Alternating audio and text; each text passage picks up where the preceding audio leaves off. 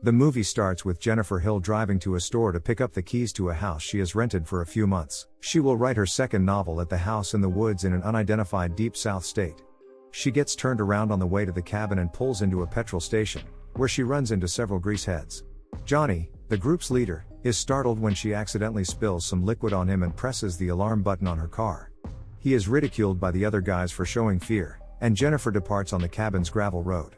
A few days go by with nothing unusual occurring. One night, she sometimes starts to hear strange noises that worry her. Matthew, a neighborhood handyman from Simpleton, comes to the cottage to mend the damaged toilet as her first guest.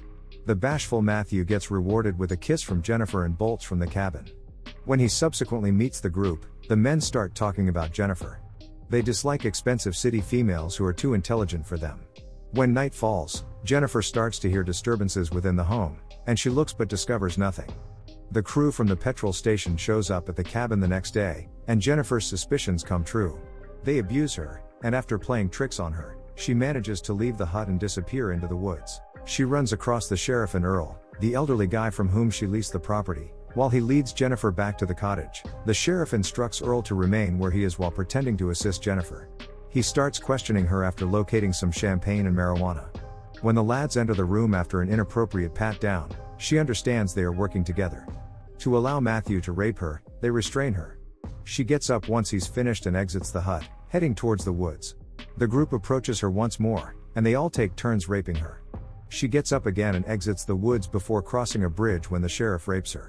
Jennifer dives into the river just as the sheriff is about to shoot her. The group looks unsuccessfully for her body, destroying any evidence left behind. It took her a month before Jennifer returned.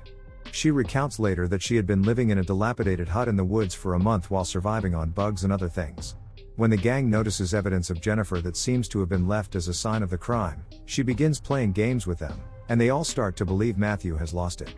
The only one who expresses regret for his conduct is Matthew, the slowest of the group and Jennifer's first victim. When she finally shows herself to him in a cabin and invites him to sit on a couch next to her, he sobs and says he's sorry repeatedly as he clings to her waist and lies next to her. He cries and apologizes constantly, and she gives him time to listen before tightening a rope around his neck.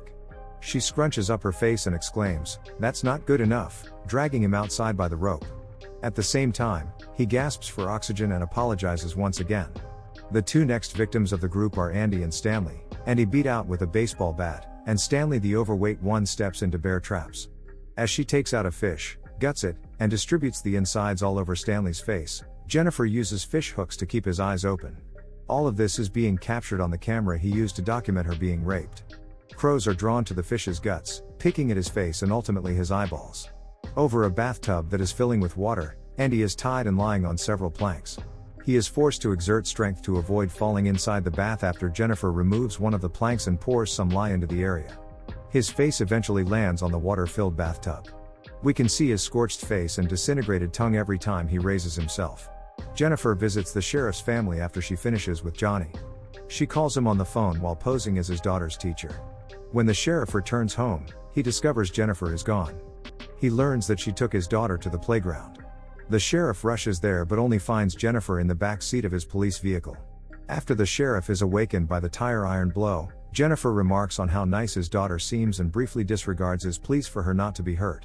She then shoves a rifle barrel inside him and tells him to imagine someone hurting his daughter while continuing to talk about how nice she thinks she is. The sheriff said that she's an innocent girl. She kneels next to him and whispers, "So was I." She then says she wrapped a cord around Matthew's hand and hooked it to the trigger while unconscious.